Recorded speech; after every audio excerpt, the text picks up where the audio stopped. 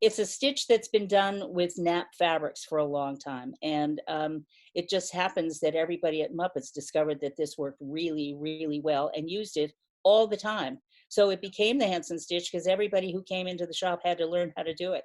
For the most part, anything that you wanted to look Yeah. smooth would have to be done with that stitch. And you said you don't remember exactly what the stitch was called?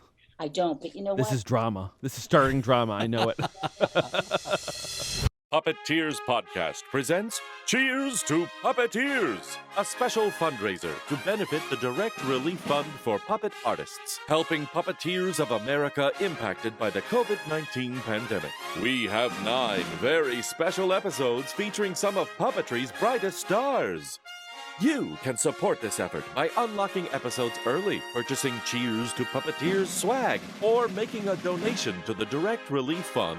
All at puppeteers.com/cheers. Let's lend a hand and say cheers to Puppeteers. We now return to your previously scheduled podcast. Welcome back to Puppeteers. We're your hosts, Adam Kreutinger. And Cameron Garrity. And today on the show, we have Bonnie Erickson. Welcome to the show, Bonnie. Hi, everybody. So for anyone who doesn't know, Bonnie Erickson is a legend in the puppetry community, especially for puppet building, for puppets on screen. She is the Muppet designer and builder for Miss Piggy, Statler, and Waldorf. She helped Jim Henson build the first Swedish Chef. She also had her own company, Harrison Erickson, that made puppets for everything from Nutella and McDonald's to mascots for sports teams. Bonnie Erickson, thank you for joining us on Puppeteers for our Cheers to Puppeteer series. Thank you very much. It's a pleasure to be here. Yeah, it's so nice to have you on. One thing we just like to start off with is if there's any projects that you're working on right now. Well, mainly what I've been doing is being involved now as a sort of after career with museums that are showing Jim's work, my work of other people who've done designing. My husband and I are on the board of the Strong Museum of Play, which is really a special part to me because play has been such a big part of my life and my creative life. Also, there are puppets that I sort of did the overseeing when it was gifted by the family by the Henson family to the Center for Puppetry Arts and also to the Museum of the Moving Image. And MoMI, the Museum of the Moving Image, does a traveling exhibit. And I usually go out, I call myself the essence checker. I took over Don Celine's job, actually. So I go out once things are more or less set up, and then I pose the puppets so that they're hopefully engaging to the people who are coming to the museum. Wow. Yeah, that's so important, and it's deceptively a very difficult job to do. It seems just deceptively simple to do, but it's really not, to pose those characters in a way that is telling a story, that is telling their story and letting people know that it's so much more than the doll, and it's like a performance in a way, getting those posed properly. It is. And it's funny you should say that because it's the performers who really developed those characters along with Jerry Jewell and Jim as the visionaries in creating those personalities that have certain tics, maybe, that are things that I like to focus on when I'm posing the puppets. But it's a great job, I have to say. I've been lucky in my work almost all my life, so I really have no complaints. That's so amazing. Yeah, I know you mentioned you're mostly involved in the essence check and making sure the poses are right now. Did you, in the beginning, start with also kind of doing refurbishing with them at all? Because I imagine, in order to have a puppet to be posed kind of semi-permanently in museums, you might want to use different materials that have better longevity, because I know a lot of the foams that we use tend to break down over time, but they have the flexibility that you need to perform. Since these characters aren't performing anymore, I imagine you might be able to substitute different materials that won't break down over time. Well, what's interesting is when this whole idea of donating to different museums and having them available to the public from the family, the Jim Henson Legacy oversaw all of this gifting, and each museum had a whole conservation group that would work on these puppets, taking puppets that were usually very flexible, taking out things that had turned to toast, which was a lot of Scott foam, things like that. I think other people are aware of that. I spent a lot of time out at the warehouse with Rhoda Cosme, who was our collections manager, looking and assessing and evaluating all the puppets, making notes on what needed to be done, measuring, photographing them, making sure that they could be saved. And then there was this incredible group at the Henson Company, and also down in Atlanta at the Center for Puppetry Arts, who did this fabulous job of really recreating the characters underneath with all of this stuff that made it possible for them to exist in this new life in their museums. The Smithsonian was another place where they did. In fact, I learned a lot about conservation from the people there at the Smithsonian. Sune Evans was somebody who was really very instrumental in making sure that they had conserved them, and all of these places have proper storage for them. Right. Wow, well, and that is a really important distinction, I think, for people to keep in mind, is that you guys are conserving them, as opposed to, there are probably easier ways to, for instance, have Statler and Waldorf appear in a museum if you wanted just to see the characters, as opposed to the puppet tool that you are preserving for history. Right? Because you would maybe use an L200 or even carved wood and then put fleece on top of that. But these are the actual things that you're trying to preserve. Actually performed puppets. Yes. And many of I learned a lot about the shelf life of a lot of different materials, just dealing with this. Plus, we brought in conservators who also trained people who were going to be doing the conservation. What's interesting to me is we had conservationists who knew about materials, who came and spoke to puppeteer and puppet builders, because you can't find a conservationist who really has all the skills that are required to build a puppet necessarily.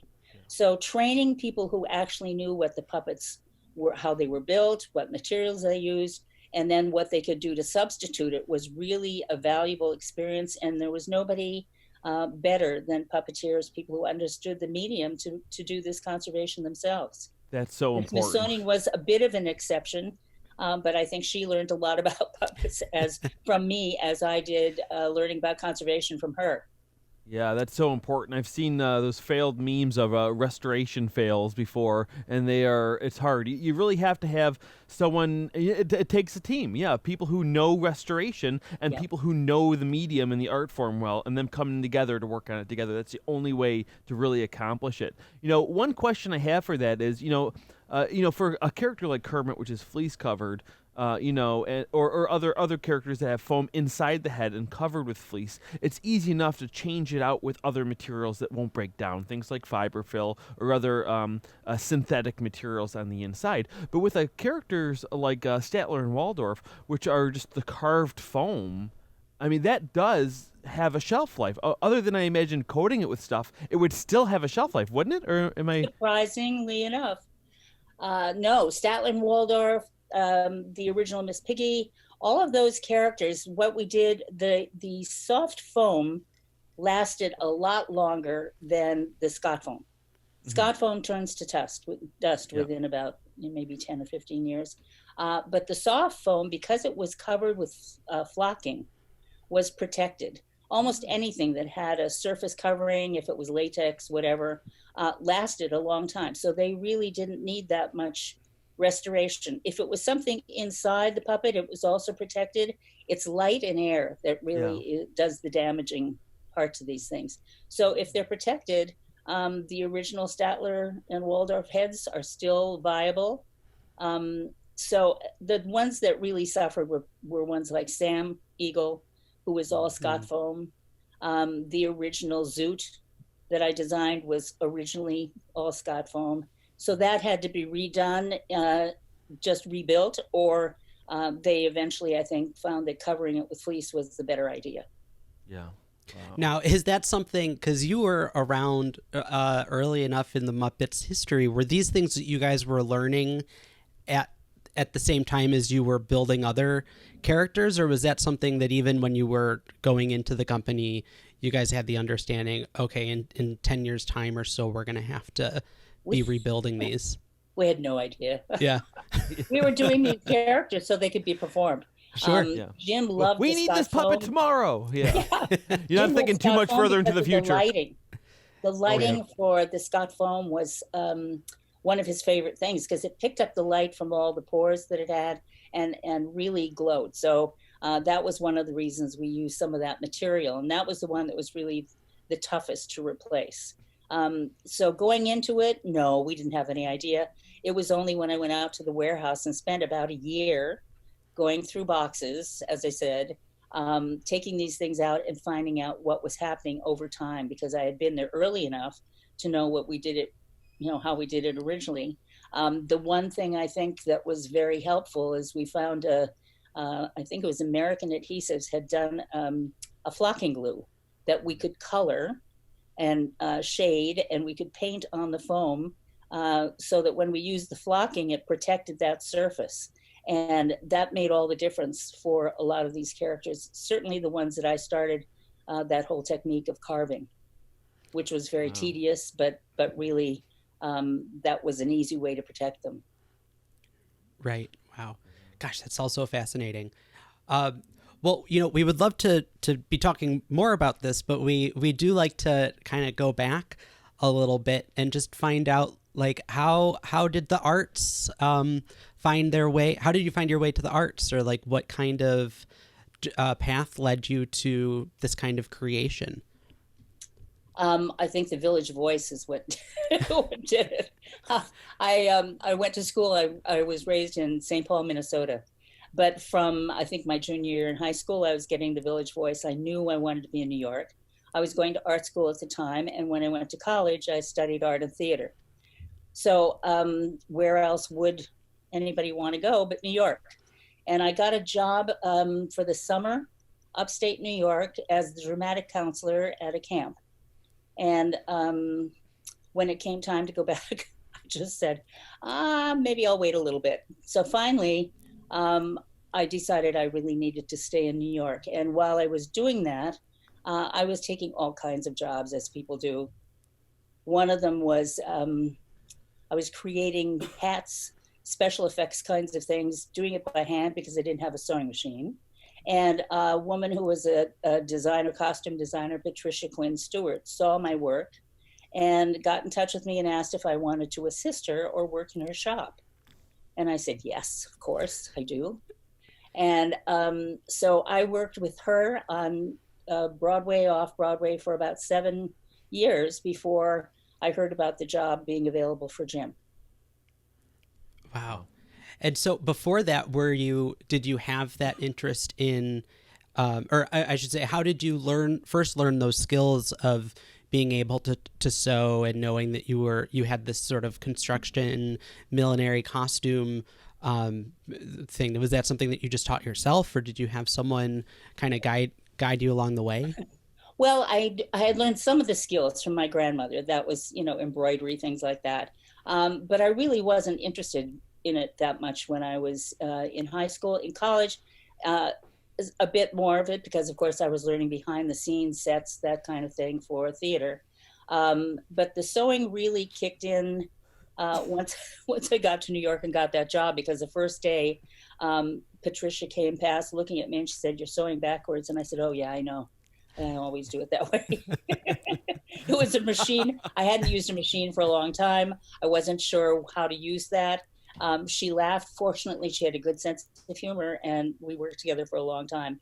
But while I was working for her, one of the things I worked on was a play called off-Broadway called "The Me Nobody Knows," and it was really the writings of a bunch of kids who had written things that were put to music by the producer of the show. And Northern Calloway, who later became one of the performers on Sesame Street, was one of our young, really talented stars of that show. It was quite an experience to work on that. I also did stuff at Lincoln Center. We did a lot of different things, but I think probably my breakthrough in terms of making patterns and making things in terms of three-dimensional soft engineering, I called it, was going out to Queens College. Jean Frankel, who was a director, and Patricia had taken on this job of doing plays out at Queens College as one of the things they were going to do as visiting professors. And Pat ensconced me out there, gave me the drawings for 99 costumes for Strindberg's play. What was it? It was a Strindberg play that had 99 different characters in it. Oh, and so I had to learn really fast how to make these costumes. I think my first pair of pants for men was a front and a back. Hadn't quite gotten it yet. And then I had somebody get a pattern of a pair of pants, and I went, I get it. I see it in 3 dimensions. And from that time on, I just loved solving those problems for the shapes. So that's where it all started. Wow. What kind of patterning techniques did you lean on more, like drafting or draping? I did drafting. I really liked the drafting. Draping, you could drape, and I did do a lot of draping. But the drafting, really, you can control things so much better there. And if I were looking for shapes that were going to be more solid, that's the kind of thing that I wanted to do. So I learned by doing paper cutouts and doing paper sculpts, just so that I could try out these different patterns. And I found that, surprisingly enough, mathematics came into the picture, and I was glad I had paid attention at least a little bit while I was in school. So that became one of the big things that I liked doing. Yeah, that's amazing. Yeah, it's one thing, having skills in sewing doesn't necessarily translate to skills in sculpting and things like with foam. How did you gain those skills, or did it just kind of come naturally to you? Well, it had a sculpting background. I had in my art classes, I had done sculpting, as well as, when you're in art school, you do a little bit of everything: color, painting, watercolor, oil, sculpting, ceramics. And so I had that at least as a background. But one of the things that started the carving in foam was one of the projects Jim had that I helped him with. Was he did a character called the Glutton, which was seen on the Ed Sullivan Show. And we worked on that together, and I got fascinated with how you could use foam, in different ways. So the first patterning that I did was the Muppet Musicians of Bremen. And that was all patterned heads, characters. Those were the humanoid characters from that particular project that Jim did. And they were satisfying in that I did them as large puppets, and also as costumes that were worn by people. So Jim was Caleb Stiles, one of the nasty humans in this whole project. And that was very satisfying, and probably my first foray into handling foam. It was different because, of course, I knew the Sesame Street characters had been done just the year before I started. In fact, they just started airing it while I was there, first year. And they had used it as an inner support, but it had never been used as part of the outside. And again, that's when the flocking really helped, because we still have some of those sculpts or some of those constructions that are available and in museums now. Wow. That's amazing. So how, you mentioned you were doing this big production with, 99 costumes. How do you find yourself from there to working for the first time with Jim on the Glutton? Well, I got my job. The way I got my job from Jim was Fran Brill was a friend of a friend and had put out the word that Jim was looking for a costume designer. And they told me about it. Well, as I said, Sesame Street wasn't on the air yet. And but I knew Jim's work from the variety shows he'd done, from some of the clips that I'd seen. He was brilliant. He, so sort of visionary about the way he used puppets and his concepts. So it was very appealing to me. And I thought, I don't know that they're telling me, is he really looking for a costume designer? So the second time they told me, after I hadn't done anything about it, I actually did call and go to do a sort of interview with him and Diana Birkenfield, who was his producer at the time. They looked at my portfolio, and in my portfolio, I had some three-dimensional figures, women who were life-size muslins wearing antique clothes from a collection that I had. Also in there was were the costumes that we did at the Manhattan School of Music for Dido and Aeneas, and it was all done in plastic. So I think between the two of them, Jim thought, oh, this is weird enough. Maybe she could do this for Frog Prince. So I called the next day and they said, yes, we'd like you to start.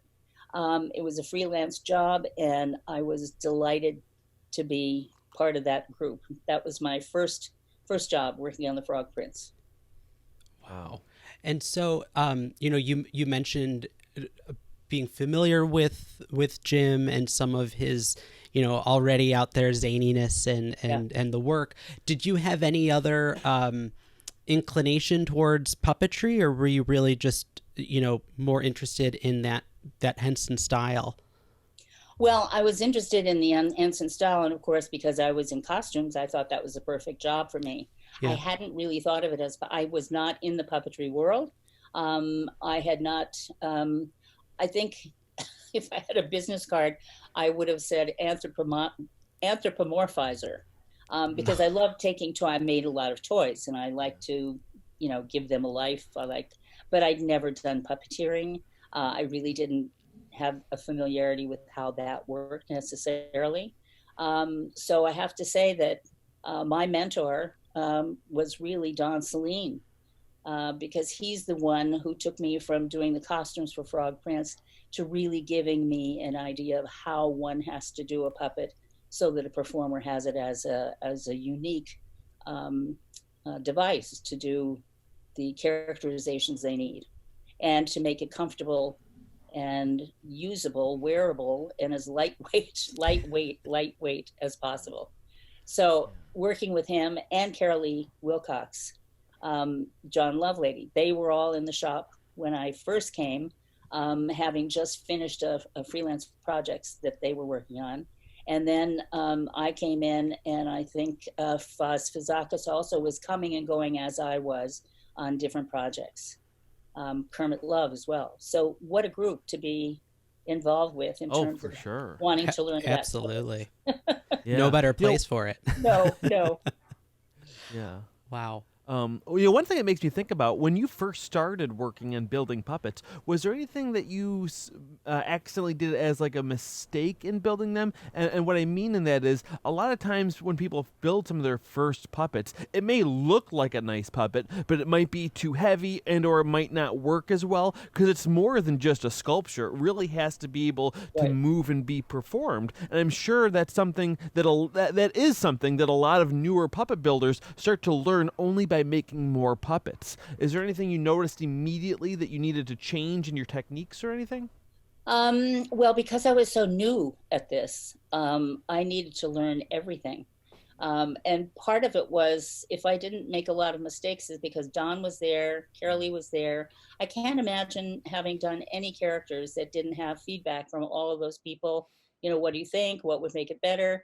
Don, of course, was so pivotal, and one of the things that was a highlight of working for Jim was it was playful. We discovered so many things through play, solved so many problems through play. So a lot of the stuff that I was working on was really experimental before it ever had to be performed. So I got to know, I think pretty early on, what kinds of things were going to be helpful in doing these puppets. And the story that I like to tell about Don is he was, first, I was so impressed with his background, of course. And I had done my research. I did know about most of these people and what they'd done before. But Don was territorial, and it was me sitting at his table. Jim had put me there, and I never was sure that he was all that happy to see me the first time around. But at the end of the table was this mound of foam. It had been created. It was probably 1 inch thick foam, and it was a mound, and it had feathers, and it had all kinds of stuff. And it was at the end of the table. I'm sitting there. I'd gotten my tools out. I was doing some drawings. I was doing the research. and I kept seeing it move in the background. And I'd look at it and it wasn't, and I thought, it's my imagination. I'm looking at Don, he's sitting there sewing away, and there's nobody else around. So the third time I saw it, I was sure of it, and I reached over and grabbed it. And Don had taken an eye hook and screwed it into the top of that mound, tied it to a string, drilled a hole in the table, run the string through the table down to the floor where he had another eye hook, and that string went up to his foot where it's tied to a shoe, so that he could sit there and sew away and then make it move. And that was my introduction to work at the Muppets. So, and it just got better and funnier and more fun and more rewarding after that. That's remarkable. That's so hysterical. Funny. Oh my gosh. We did play. We did really play. Wow. No, it's funny. We talked with Dave Goals recently, and he mentioned also having worked in the shop, just what a tremendous influence Don was. And I think maybe because of when he passed, in relation to like when Muppets really started documenting the history and stuff, like obviously we've heard really wonderful stories about him, but it's really wonderful to hear like how much to learn more about him, and to see how much his playfulness and zaniness really lives on in those characters, even though he wasn't a performer per se. Absolutely. And what the kind of tenor it brought to the studio and the people working there, and the fact that Jim was in on all the fun as well. We loved making Jim laugh till he cried. Everybody, I mean, it was a bunch of tricksters actually, working together. And Don took my, I had a dress model that I'd brought in, and Don put it in the bathtub in the bathroom, and put on his trench coat and a hat and a puppet head, and tied it to the knob of the door, so that when you opened the door of the bathroom, it would swing around and look at you. And everybody who went in there stifled their laugh so that the next person wouldn't know that there was something coming. I mean, these were, and Jerry Jewell, everybody played jokes on everybody. There was a Danish that went back and forth between people for maybe 10 years. Oh my goodness. So how bad could that be as a place to work? Absolutely. Oh my gosh. I love Well, that. it's fun because we were just talking to Matt Vogel, and he was talking about a lot of the ribbing and the playfulness that goes on below the frame. And, it's just so wonderful to hear that that's also happening in the workshop with the people working behind the scenes, too. It happened everywhere. When we went to London, we were doing it was also on the Sesame Street set, but in London, seeing when the shots were not being taken, people were still in character and they were still playing jokes on each other. We were, it's like Frank doing Miss Piggy the first time, that we really knew this is Frank. And the karate chop. I mean, when that happened, we knew the script, but we had no idea that Frank was going to take it so seriously. And all of us are on the floor laughing. So this was truly, not that we didn't work really hard and didn't meet deadlines and work long hours. It still was a wonderful experience. I could only hope that other people find places to work that give them as much joy as this did. What's it like to look back at a moment like that first karate chop, where essentially Frank really found the character, and it was a funny moment at the time where you're all falling on the floor laughing, but to look back now at what a historical moment that was for the start of this character, and the it really lifted the franchise into something remarkable. There were a lot of really wonderful moments like that. And watching the taping at Sesame Street was the same kind of thing. These inserts that they were doing, the play that was involved beforehand, afterhand, and the just the idea of how these characters work together. I swear that's part of the, having 5 years also for the Muppet Show, for these characters to develop and their relationships with each other. That's the important part. It really was like Kermit trying to keep all these crazies together, and it was Jim trying to keep all of us together. It was a band of merrymakers.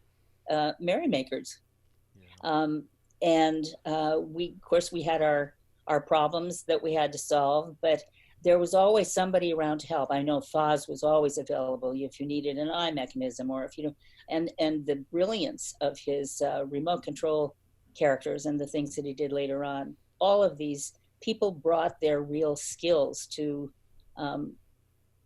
these projects that Jim had envisioned. These worlds, Wow. really. Right. Wow. You mentioned sort of the evolution of, how the characters changed. And, if you look, for instance, at the character designs in the first season of the Muppet Show versus the fifth season of the Muppet Show, the puppet designs changed over time, as sort of the characters developed and solidified.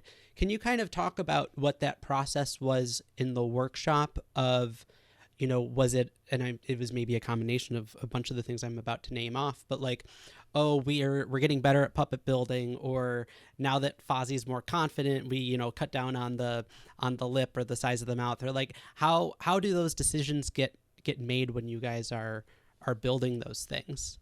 Well, some of them are pragmatic. And of course, I left after that first year, but I do Oh, know, okay. having gone, I did go back for different projects. But what I do know is that practically speaking, how many times can you carve a Miss Piggy? The original Miss Piggy lasted the whole first year. But once that was done, it was clear that that was going to have to be replaced. And so I think there was one other carving that was also just found to be too tedious. So it eventually became casting and molding, a sculpt that was cast and molded. And I think at this point, they're still doing a cast and a mold, but they're more delicate than that first one was. The Right. other thing that was when just for puppeteers going through from the puppets that they had done for Sesame Street and then going to the soft foam puppets, the puppeteers had to sort of dial back their movements a little bit because the foam was so expressive and so easy to move. They had to really be careful, and it took a little while to get used to that. Eventually, I would say it's a matter of having that first year, especially in the Muppet Show, I can speak to, is that we found what worked and what was not working. Fozzie's ears used to wiggle, but it really wasn't worth the punch that it, or the time it took to either do it or use it. It just wasn't, giving the bang that it deserved. So that was eliminated, but other things were changed. So everybody's gone through facelifts and work. Everybody's had work over time. Haven't we all? No. Yeah, it all evolves. I see Miss Piggy getting younger every year. Yeah. So these are things that happen and come from the fact that you have the luxury of doing it long enough so that you really refine what you're doing. It's practice, practice, practice, same old thing.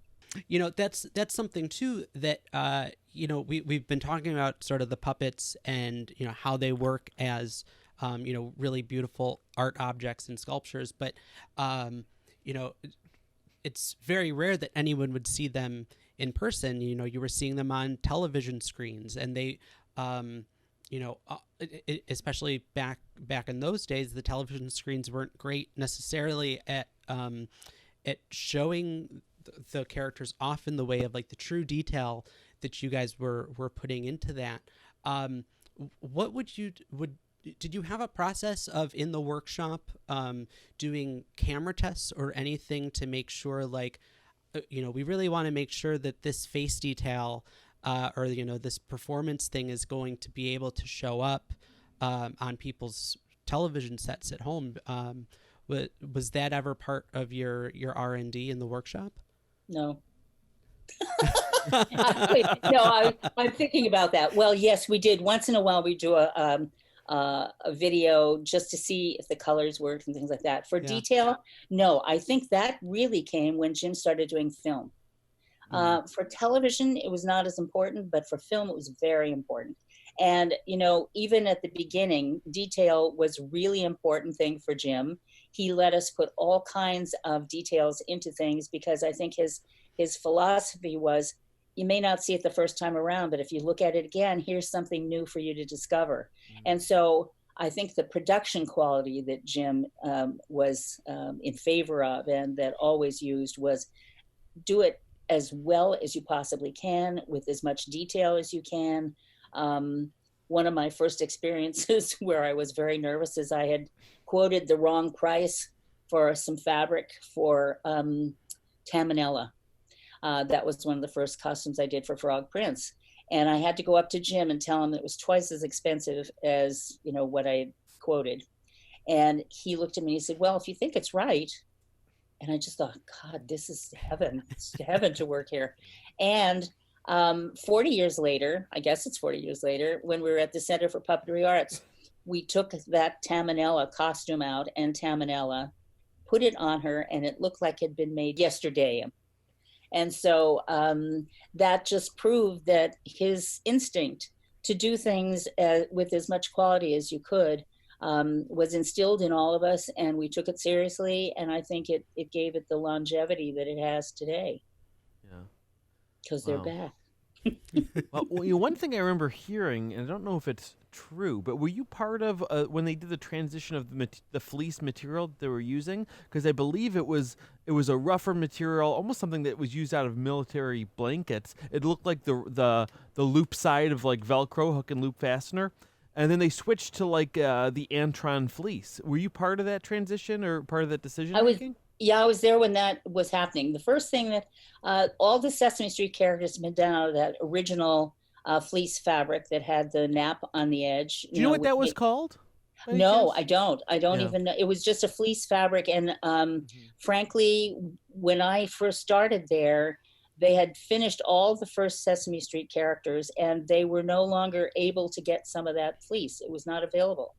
And I think it was even Dave Goles who may have come in after they had used up the last of what we'd purchased and had found this fleece that it was Guild Mills or Guild Mills that had Larry Guild, yep. And it turned out that it was perfect. You could sew it from behind, and you'd never see the seams. It was lovely. And we started using that. And that, in fact, was also one of the reasons I started doing experimentation in carving foam, because we weren't sure where the next surfaces for these puppets was going to come from. Yeah. And that fleece, I mean, I still have a couple of swatches of the very earliest pieces of that fleece. That's gold right now. That's gold. Absolutely. I know. What I was going to say, do you happen to know what that fabric was originally manufactured for? I thought from what Dave said, in fact, you might have to ask him, but I think it was for some sort of athletic clothing. But I'm not sure. I can't I imagine really what don't exercise know. I'd be doing in that. All I know is we found this manufacturer. He wasn't that far away, and we just ordered it by the ton, and it dyed beautifully. I mean, the dye that it would take, and that was another thing about the dye for the Scott foam. Scott foam dyed beautifully as well. Yeah.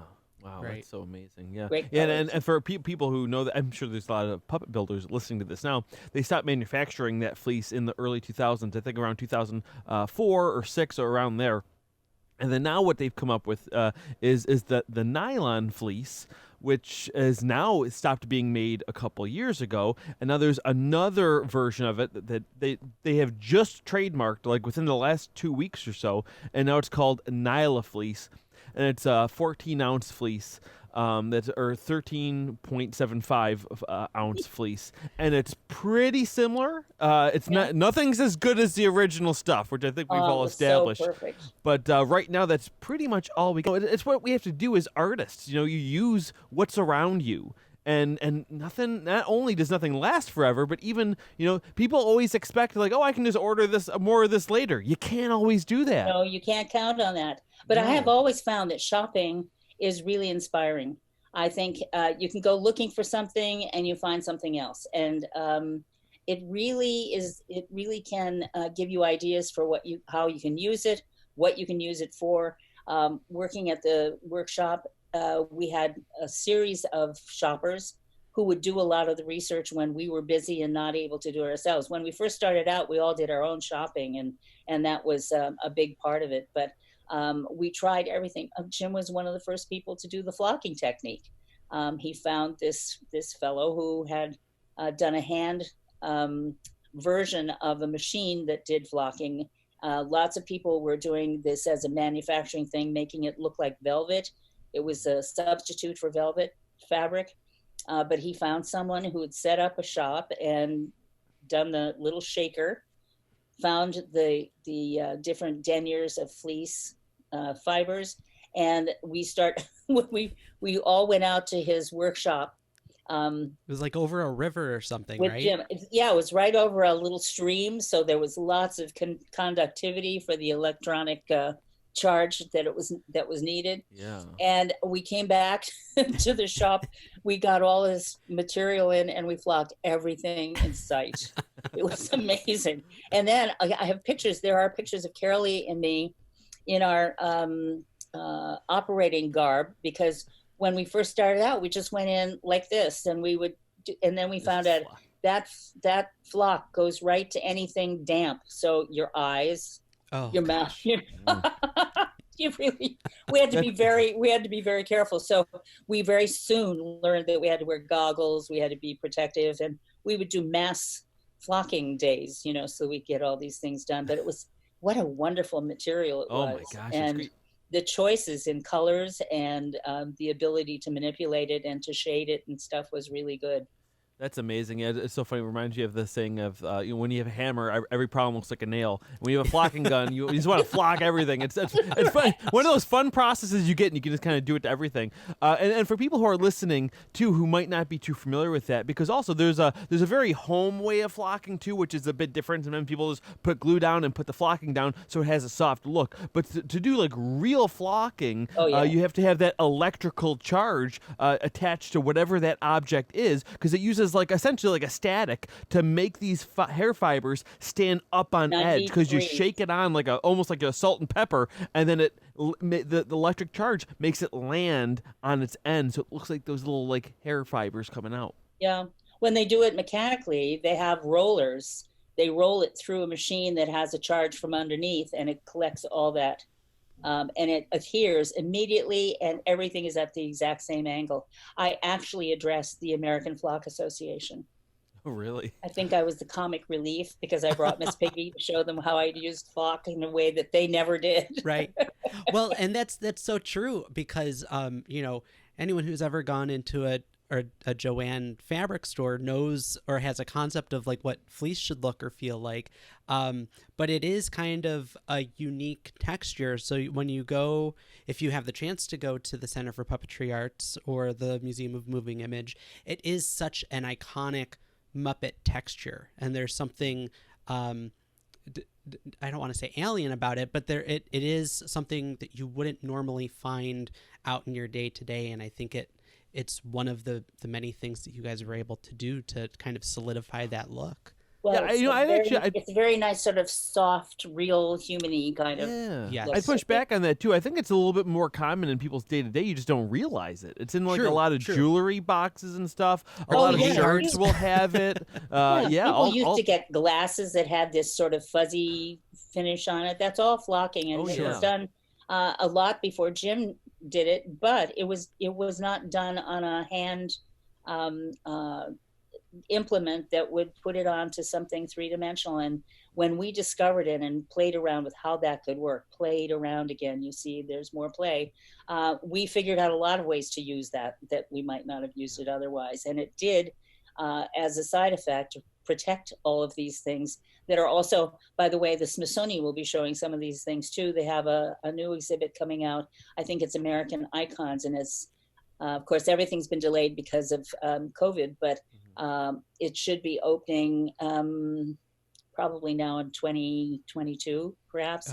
And Jim and his work will be there, and they have now at least 35 puppets and Sam and Friends, so they'll have a large group of characters to pick from in their displays.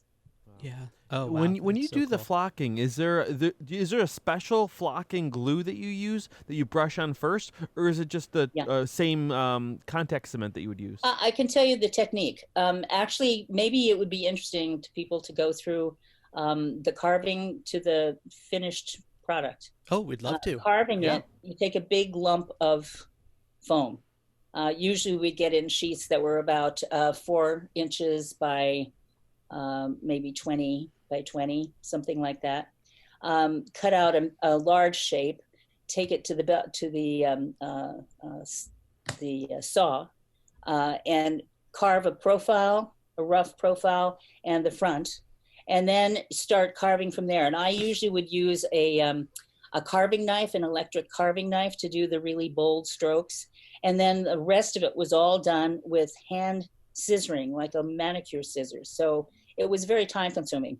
The finished product, then, to be smooth, would go to the belt sander, where we would manipulate it and hold it in the belt sander until we got it to the smooth texture that we wanted. And I did that once with an almost finished Statler, the first one. Send it right through the sander because I lost my concentration for a second, and you can't do that. And it had a hole through the whole head and ended up at the other side of the room. Yeah. So, but Donald told me how to deal with that. You go up on the roof and you throw a bunch of terracotta pots. And once you get rid of that, you feel fine. You start all over again. So, that's hysterical. But once you've done that, then you have a smooth surface. And then what we would do is we would take this was an adhesive from American Adhesives. The name of the guy, boy, this is some of the research that I did when I was first there. His name was Steve, and I'm trying to remember his last name, but this was very early on, and they gave us I think they may have played around a little bit with the formula, but they gave us an adhesive that we could paint on. We could tint it with colors, so we had to learn, once you tint this, does it get darker as it dries? Does it get lighter as it dries? You know, we had to do a lot of experimentation with that. And so you paint it, you can shade it, and then you pick the denier that you want. The denier being the thickness of the fiber and the length, because you can get very long flocking fibers, you can short ones, you can get fat ones, thin ones.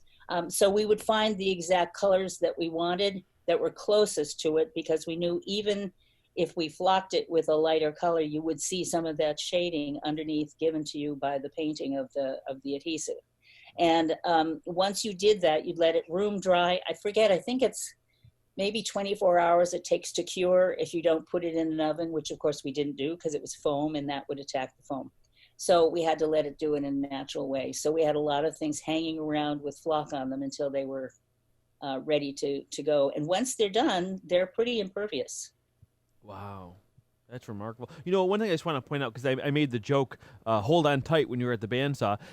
For people who might want to test some of these techniques, of course, take all safety precautions. When you are holding a block of soft foam to which I have done, to a belt sander, it is very scary.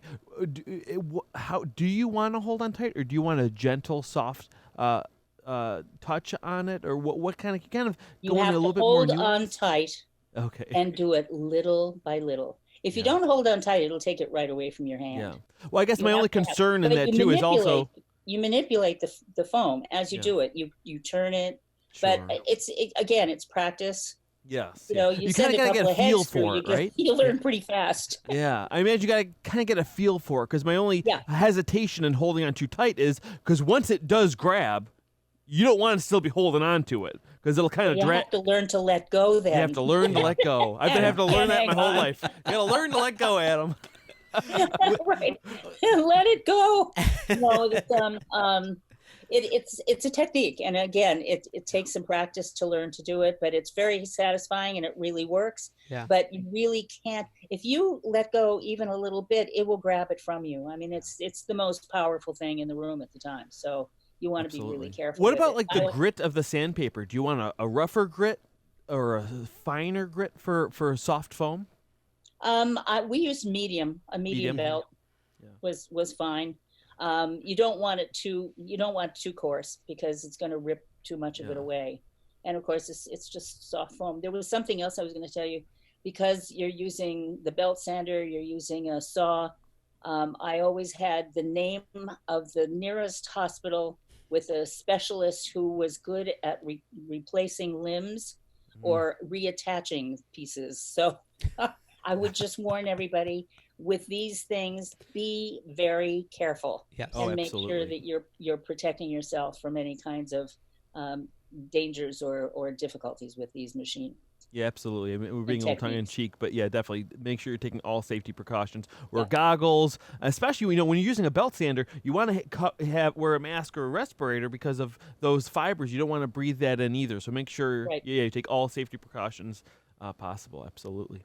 We did not always know, and a lot of this is the case with, I think, a lot of artists, a lot of craftspeople don't always know or realize the dangers on materials they're using if they're new to it or if they are new on the market. I know that when we first discovered you could take a wire that's heated and carve soft foam, that was the best thing in the world. We did the whole Mount Rushmore with it. And then we found out that these fumes Oh, were really dangerous. So one of the things that I found was a book called Dangers for Artists, and Chemical Dangers for Artists. And once I got that, we installed all kinds of safety precautions. And anybody working in their own studios or anything, windows open, good ventilation, whatever you need, because you don't realize at the time always that this can be dangerous stuff. right. Oh yeah. And You know what? earplugs too. I know we've been talking about a lot about power tools. Hmm. The amount of strain that the eardrums take as well. I know that's something Krupa and John Little talk about quite. Yeah, one quite thing a I've bit. heard as well is, which I thought was interesting, is that's kind of where the term Mad Hatter comes from, because Oh, yeah, that mercury. stereotype came up, yeah, from the fumes and materials that people in millinery work would use as well. A lot of these adhesives and stuff, they're toxic, and Well, that's the way it is in a lot of these industries. That's right. The whole area, just north of Houston Street in New York City, was the main area for people who were making hats, and they used mercury, and it was the mercury Wow. that really it found a place in your brain. So that's absolutely what happens. These are things everybody has to be aware of when they're working with these materials. Yeah. Anything. Yeah. I mean, even woodworking can have its dangers. Yeah.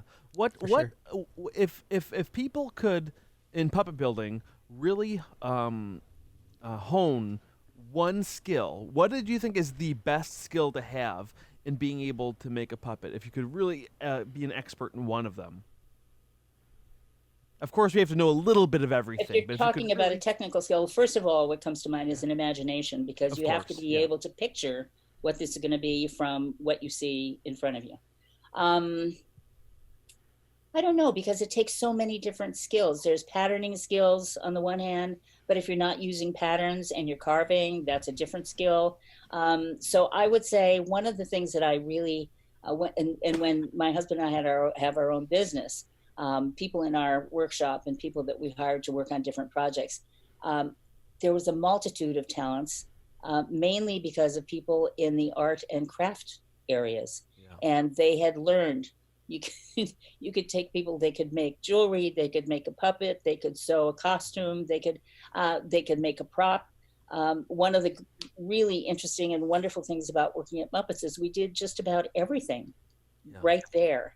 Or if we didn't, we knew where to go to get it. For instance, Don, when he needed certain spheres and stuff, he found a guy who made perfect, round, spherical wooden balls.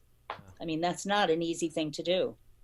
Yeah. And it's also become a little difficult because in the early years in New York, I know when we had our studio, it was down on 17th and 5th, and a block away was a place that could dye all of our fabrics.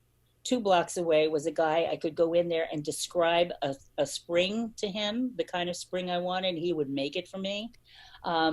If I had a problem with my sewing machines, about 4 blocks away but those places, so many of them have had to leave the city. Who knows what's going to happen now once we have come out of this this virus situation, what the city will be like then. It's going to be a different world, that's for sure. But the fact that we can get so many things online now is really quite wonderful. Yeah, It is. it really is. It absolutely is. One thing I recommend to people too, if they want to level up their puppet building, and I think it speaks to your history as well, coming from a costuming background, because that's what I was before I ever started puppet building as well. As I was a costumer, I worked at a local costuming shop in downtown Buffalo, DC Theatrics, and I'll tell you, for getting started in the puppetry, knowing how to make clothing gives you such a leg up, because there's a lot of people I see now who are new to puppet building. They're learning sewing because they want to start puppet building, and which is fine, and I encourage people to do it. But one thing I tell them, if you really want to level up your sewing, being able to make like a suit coat, is those types of skills are sewing skill. I mean, and to be able to make clothes, like when you're sewing fur, you can hide some mistakes a little bit, right? When you're making a shirt or a suit coat, there's nothing to hide. You get a little pucker there in a satin, it's there forever. It's baked in. So when I tell people is, if you can learn how to make clothing, it lifts your sewing skills and your overall craftsmanship that will apply to other things like gluing in a way you wouldn't be able to do by just making puppets. And on top of that, by learning how to make clothing for humans, you automatically start to learn how to make clothing for your characters. So rather than putting a baby shirt or a dog shirt on a puppet, you get something that actually fits your character. And that's going to take your quality and craftsmanship to another level that you wouldn't really be able to achieve otherwise. I think also the fact that if you start making clothes like that, the more you do it, the more your brain gets a pathway on how to do other three-dimensional things. It really becomes a skill, and that's, I think, how I learned it. I just had to make so many. I started realizing when I made a mistake why I did. I had to correct it, and every one of those mistakes was a learning curve. Yeah. And it is important to be able to do that. I'm sure everybody has admired the suits that Statler and Waldorf wear. Those suits were created by Christopher Lyle, who is now living in New Zealand. Well, didn't we all wish we could be there?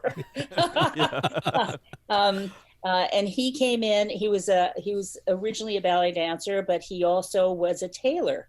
And believe me, those suits, I couldn't even do, the tailoring they did, because that is really a very special skill. But he made those beautiful suits to my drawings, and I just have always loved them and admired them.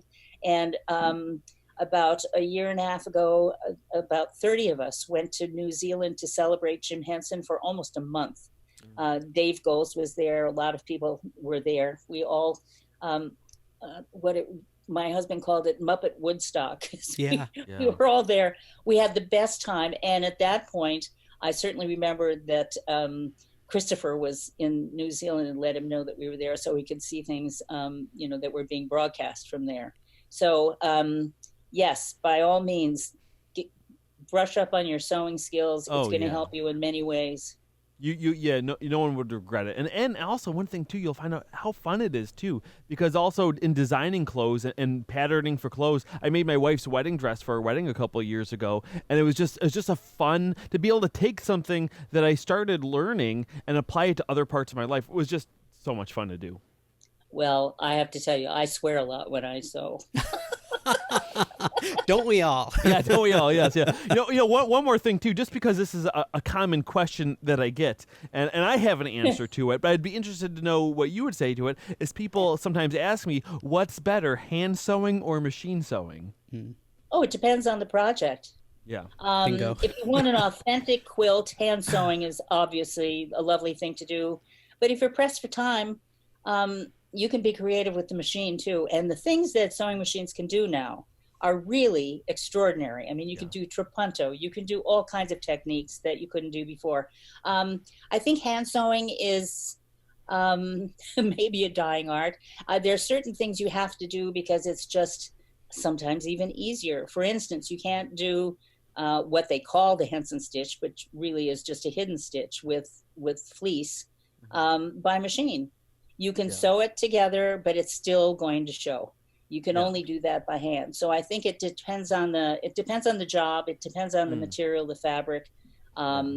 but machines, they certainly can be very efficient. They serve a purpose. Yeah, I'm so glad I did ask you, because I'll give my answer too for people who haven't heard it. Because I think it's more people who ask me is more from a beginner standpoint. They say which one's better, and my always answer is whichever one you are better at. If you're not good at hand sewing, but you're good at machine sewing, I'd recommend machine sewing it, and then and vice versa. Whatever is your strength is what I would normally recommend. But I'm really glad that you brought up the Henson Stitch, because it's also a very hot topic amongst puppet builders, especially newer puppet builders. This is something that keeps Adam up at night. It's, not anymore, because here's there's a lot the of people. debate keeps you up at night. Or Oh, used the to. Debate. Right. Yes, that's what it is. yes. Yes, the debate. A lot of people say, oh, the slip stitch and or ladder stitch is the Henson stitch. Other people say, oh no, the baseball stitch is, or this, or no, it's something completely different. And the conclusion that I've come to, and especially talking to many other professional puppet builders too, that really the Henson stitch is a philosophy of stitching that is just stitching in a way that hides the seams. Do you have any particular things you'd like to add on or replace in that, or your own point of view on it?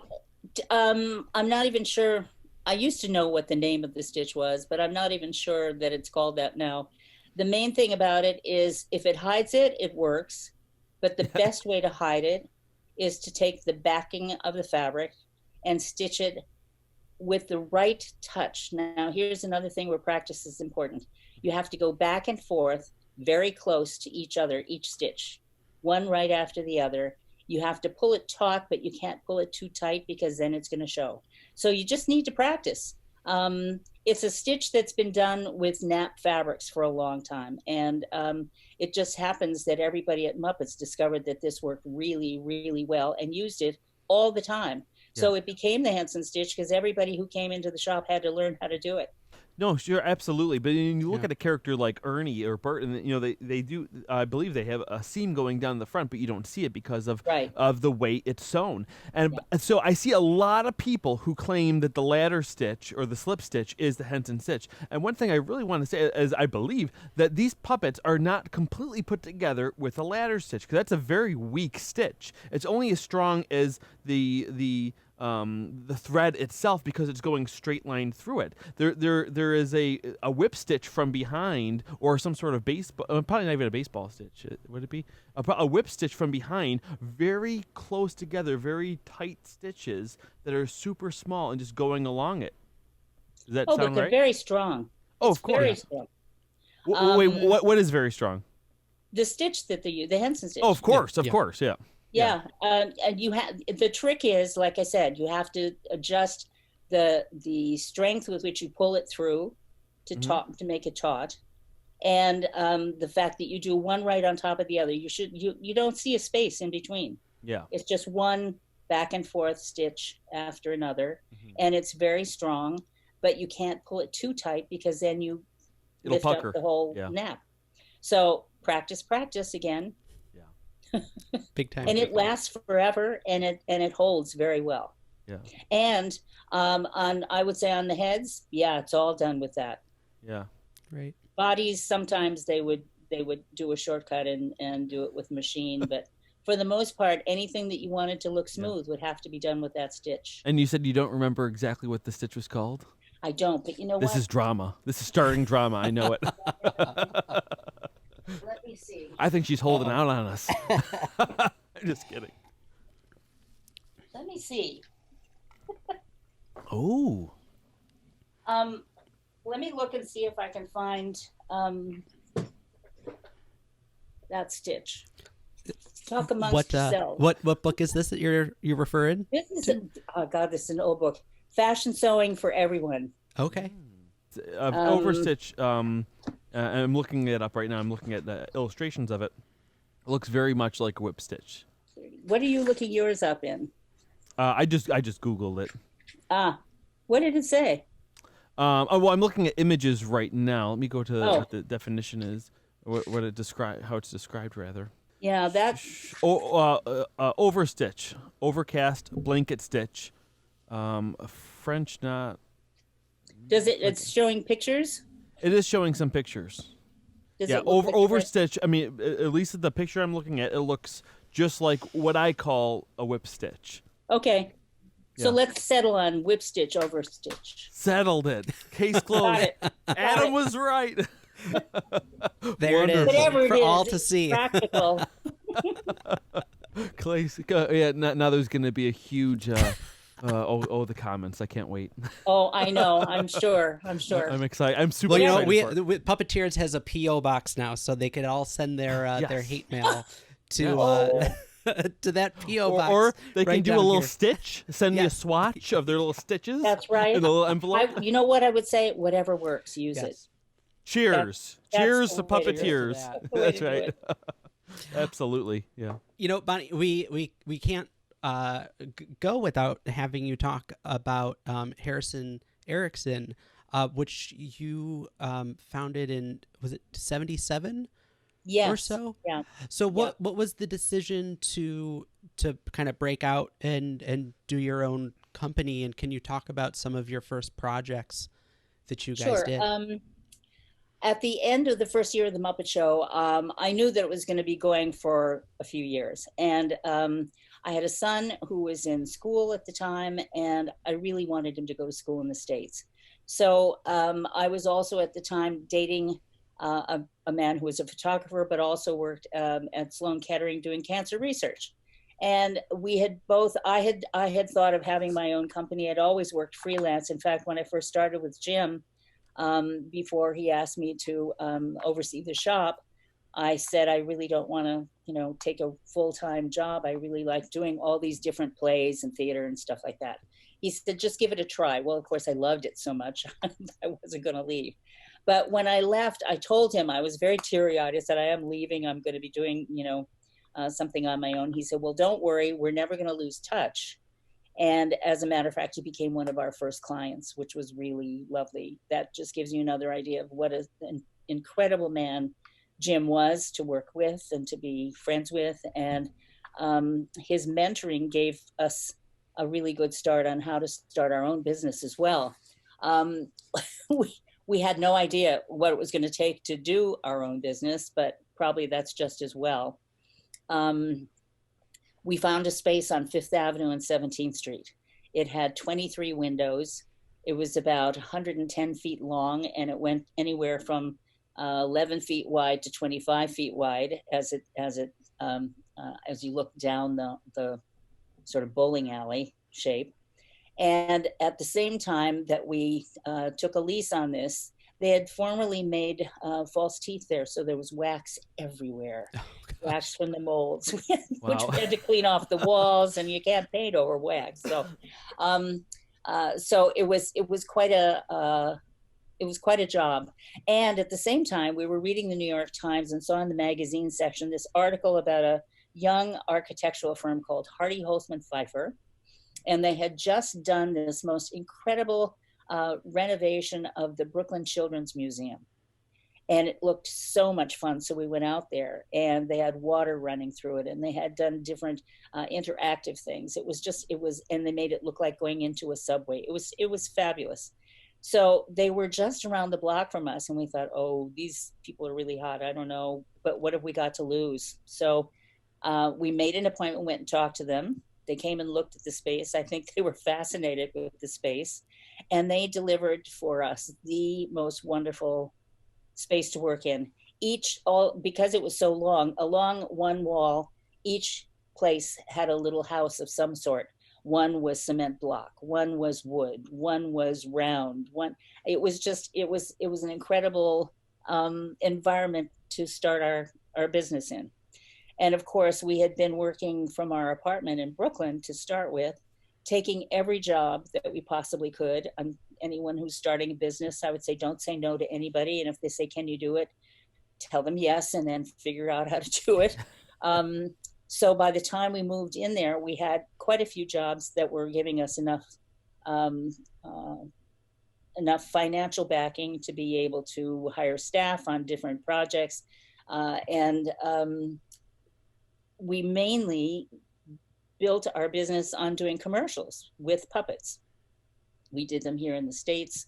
We did them in Europe. We did a lot of them in Europe. We did for the movie theaters. We did Nutella. We did the Swiss Cheese Association.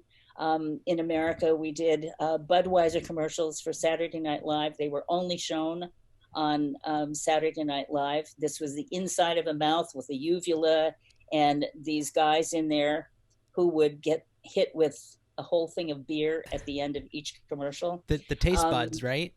That's right. Yeah. Hey, Taste weren't buds. you in that commercial too? No, not in that one. I was in an Okay. AT&T commercial. That was my only personal appearance. So we did a lot of commercials, but we also did a lot of toys for other people and for ourselves. We did the for Marie Sendak. We did the Wild Things toys and worked with Mel Burnkrant. Between us, we did the graphics and the patterns for the toys, and that was for color forms initially, and then I think a lot of other companies have done them since. So they're all sizes now, but based on those first patterns. We did a thing with Nolan Bushnell, who had done Atari, called Party Animals, that made the sound of the animal that they were when you open their mouths, because they had these little chips that would pick up the light. So we really tried a lot of different things.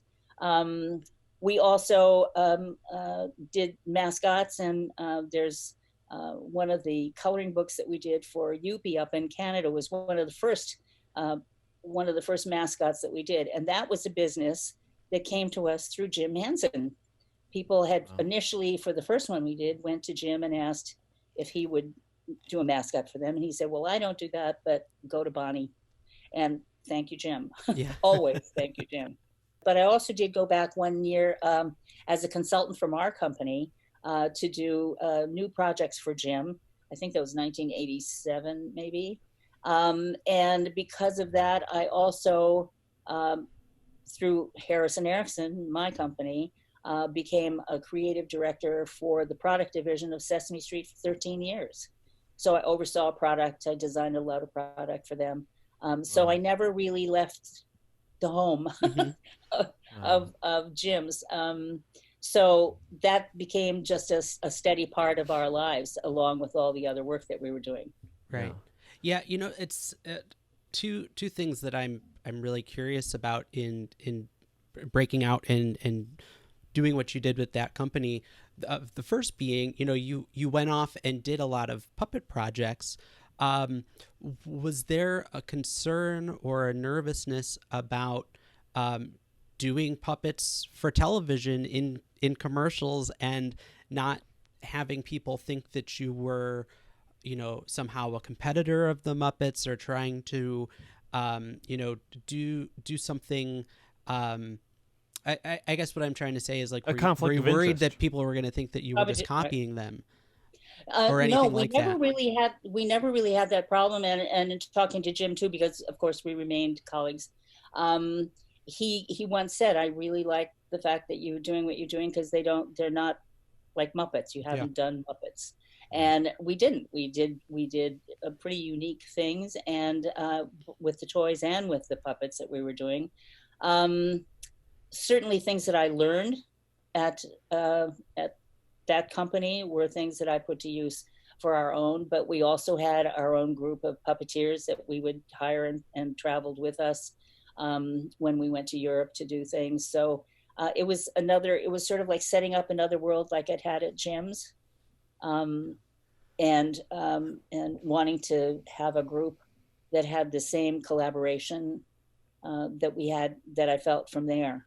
So it was nice that Jim never thought, nor did I want to be a competitor in doing duplications. But he has become sort of like Kleenex. When you do something that's so popular, you can see a lot of Sesame Street, you can see a lot of Jim Henson stuff all over the place now. And many of those things, though, in some ways they're homage to Jim. I made a deliberate attempt, because it was so close to my having left there, not to do things that I felt would have been competition or a ripoff of Jim. I didn't want to do that. Right. Oh, absolutely. Well, and so much of even what Jim did was an homage to old comics, the Pogo and Walt Disney and all those sorts of things. So it's not, obviously he was very innovative, but it's not to say that he was doing something that was 100% original either. We all do things that are based on history that's come before us. Yeah. So I think you don't want to be doing it in a way that tries to copy. Yeah. But to be inspired by is a different thing. And I mean that not as a sort of, oh, this is inspired by, but it something that really gave life to an object. If you can do that with your own designs, that's what you should be doing. Yeah, that's how art forms grow. It's just how history works. You know, you Right. you work off of what came before that, and that's but again, you have to put yourself into it in some way. You know, one thing you had mentioned as well. I was wondering, you mentioned Kermit Love's name. I was wondering if you could give us kind of like a snapshot of like how he was, who he was, and like maybe a specific interaction you may have had with him, because we know he's quite a character. Kermit was brilliant. I have to say that, first of all. Kermit was brilliant. He had talk about a vision as well. And he was what a personality. He was feisty. He used to frighten people when they first come into the shop. He said, "Well, who are you?" Things like that. You know, he would just, Yeah. but he was, it just hid a really inventive, creative soul. He was penurious but generous. He was infuriating but endearing. He was all those things. He was fabulous at show and tell, making a presentation, and then he would leave Carolee and me to do the sewing. But he had a vision for these characters. He had a very nice sense of shapes. I don't know if people know that he was very involved in the ballet world. He had done a number of operas. He was, I think he was even part of the Mercury performing group with when they did the War of the Worlds kind of thing that was on the radio. You mean as a costumer, right? Yes. I was gonna say he wasn't doing ballet himself. No, but he was very much in the ballet world. He Yes, knew yeah. everybody in the ballet world, and in fact, Christopher was his partner, Christopher Lyle, who did the costumes for the Two Old Men. And so this was really an experience. I know he did the drawings and the designs for Twyla Tharp's, one of her first performances, a Bach performance, and I did the costumes, built the costumes from his designs. So we worked together both in and out of the studio when I first started, when I was still just freelance. So yes, Wow. he was, and he loved being on Sesame Street, which he was. Yeah. Right. Yes. And he also loved being on the cover of New York Magazine as Santa Claus every year for several years. I didn't know that. Oh, wow. Yeah. Yeah. That's a If you fun look fact. back in probably in the 70s, 80s, Kermit would be the Santa for their December issue. Oh, we'll have to find a picture Yeah, of we that. will. Yeah, Yes. we'll make sure Oh my to throw gosh. it up. It's something else I wanted to ask about the product design is, you talk about, you said at the very beginning how you were trying to preserve the character essence when you go to museums and stuff, and that had to be important in creating whatever toys you were doing too, because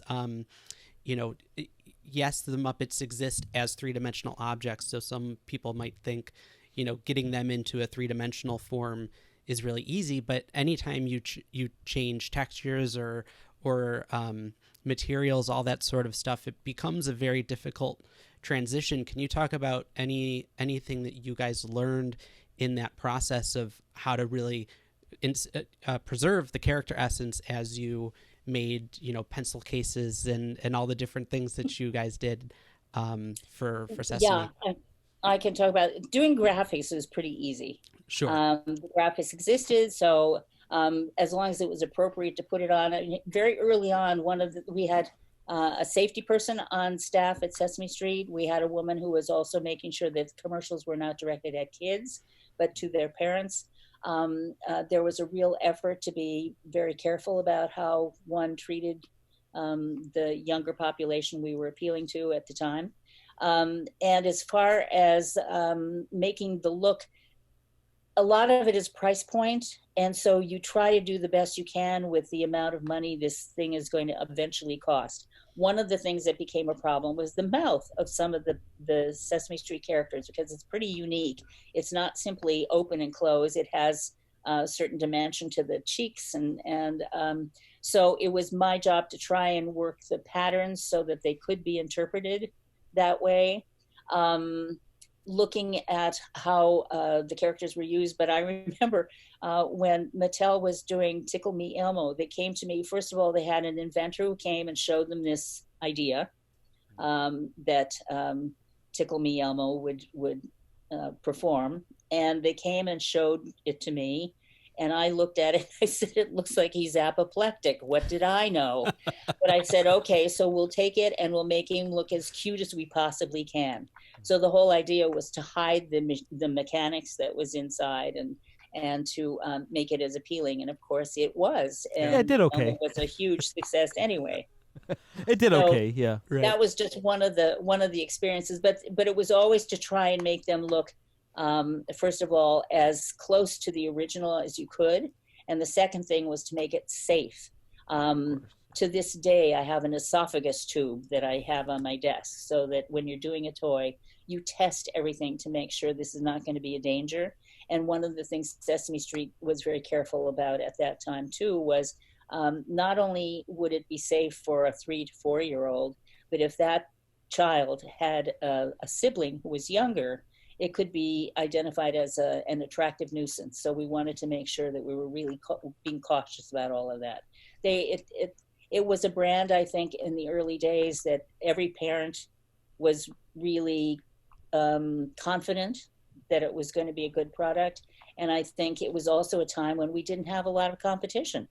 Yeah. It was one of the first shows of its kind. And as competition grew, so of course did the competition for product. Wow. Absolutely. Well, yeah, and it's interesting to me, learning about. I was doing research when we talked to, as Adam said, to Fran Brill, and I was shocked to find out that part of the design for the Zoe puppet was influenced because they were thinking about how would a Zoe doll look on a shelf at Target versus a Barney doll, and that the orange of that character would, want to compete against the purple of Barney. And it was just like, oh my gosh, the way that art and commerce changed as the number of television shows, kid shows was on the air. I think we tried really hard not to let the tail wag the dog, but can't always do that. Yes. Well, yeah, given the times. That's part of the problem. Yeah. Right. Wow. So one other thing I wanted to ask you about before we wrap up, and we've taken so much of your time, but one puppeteer who we talk about often on the show when given the opportunity, and then another puppeteer who's very near and dear to my heart, Richard Hunt, and also Ronnie Burkett.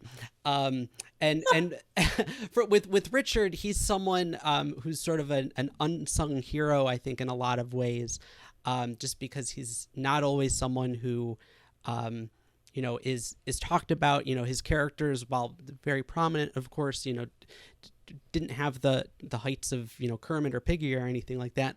But do you have a good interaction with Richard by chance of either him coming into the shop or on set at Sesame or the Muppets? Or he just seemed like such another character. Yeah. But would love. I remember his parties. His parties were fabulous. He was a grand gesture person. He was. You couldn't take a flight anywhere with him where the whole of the audience in the plane was reacting to Richard. He would make friends with everybody. He was a performer through and through. When we were in England, I remember we had one evening, we were all getting together. He must have bought out every strawberry and every bottle of champagne in the whole city and brought it to this party. He was thoughtful. He was a fabulous performer. We shared a love of Stephen Sondheim. He made everybody laugh, everybody comfortable, and he had maybe not one of the major characters, but he had so many of those that were important. Yeah. And he could do any of them. So, and he had a good voice too, which was really something Jim appreciated a lot. Missed him terribly, and he was a wonderful he was a wonderful person to have on the set. I remember when we taped a lot of things in Canada, in Toronto, and I remember we were always worried that he'd either miss the plane or come later, because he was often late to things. But he came from a wonderful family, a supportive family as well. And so he and Jerry Nelson were really good friends, off the set as well as on the set. So yeah, they contributed a great deal to that. And of course, Ronnie, when you talk about Ronnie, Ronnie worked for us at our company when we were very young and very really? new.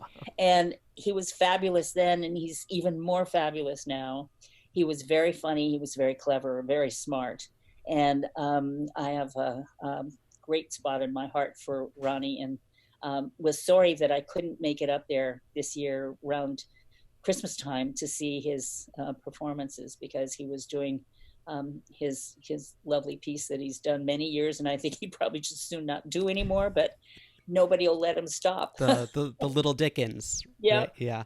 Yeah. He Adam and I have gone to the National Puppetry Conference at the O'Neill quite a bit, and I've taken a number of classes with Ronnie, and he always mentions you, and when he was on our show, he's mentioned your mentorship and everything that you did for him, and I want to just personally thank you for that, because he has given me and Adam so much. So it feels like that sort of lineage and thing, that, you know, each generation gets from the last. So well, so thank you. And his you know, seeing him perform and seeing a marionette come out with a ventriloquist puppet and I mean, who can do that? No. Who can do that? It's remarkable. I was able to see his show. I was able to see his show a couple years ago in person. I drove up there. You saw me and my Daisy, wife right, went. Adam? Oh yes, the Daisy. Yeah, we saw the Daisy, and it was it's remarkable.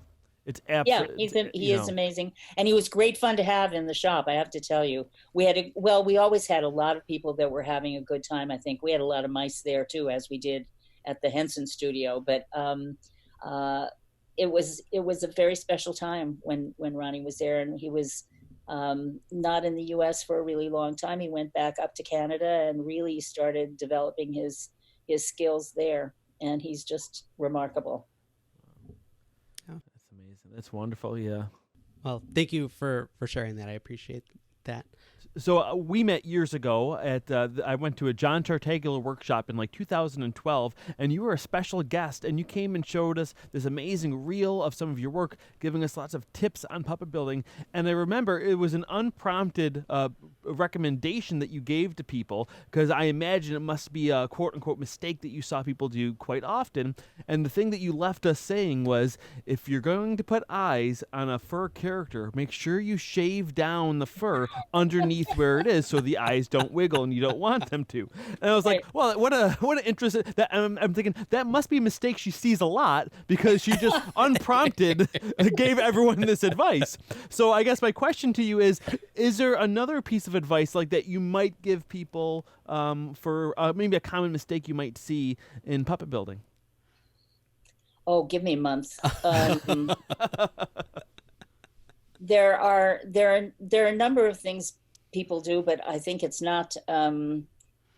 It might have to do more with the costuming of it. Is just, again, it depends on the character, but try not to make it too stiff. Yeah.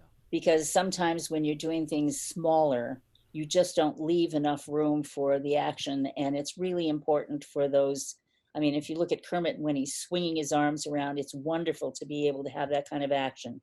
And if you have a character that needs to do that, be sure that anything that you do is not going to restrict any of that movement. Movement is going to be the most important thing, and you just have to make sure you've left room for it all. Absolutely. Perfect. Wonderful. Thank you so much. Well, Bonnie, the last thing we ask before we wrap up is if you have a good puppeteer story. Jim Krupa always talks about moments on set where things didn't go quite right, or in the workshop. And you've mentioned a couple of good ones, but if you have any moments that gave you puppet tears, where you wanted to like pull your hair out in the moment, but now it's like a blooper or war story that we could kind of. Oh boy, That's what it is. I don't claim to be a puppeteer, but I did puppeteer in some of our commercials. In one of them, Fran Brill, Aaron Oscar, and I went out to California to do the first Talking Happy Meal. And we had to do it under a mound, and the character would come out, and I think he was either watering us or whatever. He was looking at all these, the hamburger, the hot dog, the whole, or the French fries and stuff. And at some point, it just became really quiet in the studio, and we're going, what's up? So Fran looks out and she says, they've all gone to lunch. And I said, this is the puppeteers. This is one of their problems, is they forget you're there and they go away. That's so funny. Now, for people who want to follow more of your work, is there a place where they can go to see it, a website or a social media link they can go to? No, really, there isn't. The places where you can see some of my work are really, it's those museums where Jim's exhibits are. The Smithsonian, like I said, the Center for Puppetry Arts, and the Museum of the Moving Image. But also watch for traveling exhibits from MoMI, because they are, I think the next one is in Omaha, but we've been in Seattle, we've been in Meridian, Mississippi, we were in LA, we were, I know there's another one, Albuquerque. So they're scheduled, and these exhibits are really fabulous. What they put together is wonderful, not just my work, but so many people's work. And it's really worth taking a look if it comes near you somewhere. Or if you come to New York when the time is for traveling, certainly want to go to the Museum of Moving Image. Also, the Strong Museum of Play has a lot of the merchandise and toys that were done for Sesame Street and for the Muppet Show, and all of that is part of their collection up there in Rochester, New York. That's wonderful. We're right around the corner. We're in Buffalo, Yes. so yeah. Are you? Oh, of course you are. Yeah. So I was just Well, there. and they're open now. They are open. Oh, they are. Limited, numbers of people can go in. They do have a Sesame Street sort of interactive area, Mhm. but they don't have anything out right now that's an exhibit of Sesame Street toys. Oh, that's wonderful. Yeah, my daughter I'm just sure they turned will. 1 year old last week, so I'm excited for when things open Oh, up more that This we is could going to take be a her. perfect place to Yeah. go. Yeah. When they can reopen again, it's a wonderful, it's a huge space. And their archives, I've had the privilege of going into their storage facilities, which are state of the art, and every item that they have is really carefully taken care of. So, but And it's one a thing I'll great say fun too place. is if you don't have kids, it's still cool to go too. 'Cause Yeah. The first time I went, me and my wife went. This was before we had our daughter, and we had a blast, and it was really fun to go. Yeah, it's a beautiful space too. It's really nice.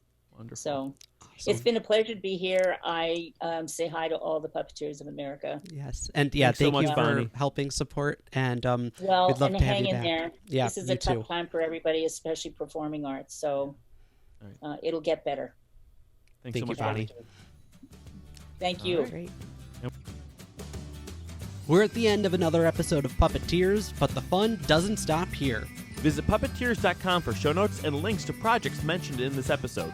Make sure to follow us on Facebook, Instagram, and Twitter at PuppeteersPod, where we're posting new things every day. Puppeteers is edited by Matt Bowen and made possible thanks to viewers like you. If you enjoy this content, you can join our incredible Patreon patrons who are supporting the show for as little as $1 per episode. Those folks get access to early releases, uncut episodes, official Cup O tiers just like we use on the show, and could even submit interview questions for our guests. Go to patreon.com/puppeteerspod to learn more.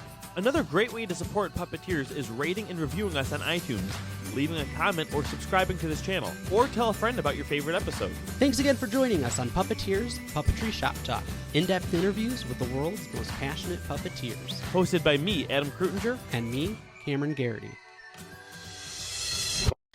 She is credited as designing and building Statler and Waldorf, the Swedish Chef, of course, Miss Piggy. Bonnie Erickson, welcome to Puppeteers. Thanks, Cam. I will say, Cam, and this is a cut. I did not design the Swedish Chef. Oh, I did build it with Jim, but I didn't design it. okay. You know what? Then let me, if you don't mind, I'm going to just take the whole intro from the beginning. Yeah, sorry, I could have. No, that's okay. I'm sorry. I did so much research, I was forgetting what. I know you helped build, but okay. To quote Jim and I worked on it together, but it was really Mike Frith, I think, who did the drawing for that. Okay, got it. I was just watching an interview with Frank Oz, an old one, and did you see that one where he's like, "You should be embarrassed"? Yeah. Do you remember that line? He's like, I don't off the top of my head, but whoever does your research is terrible. If I was you, I would be embarrassed. That's I was like, Frank. oh my god. Yeah, that really is him. Exactly. Okay.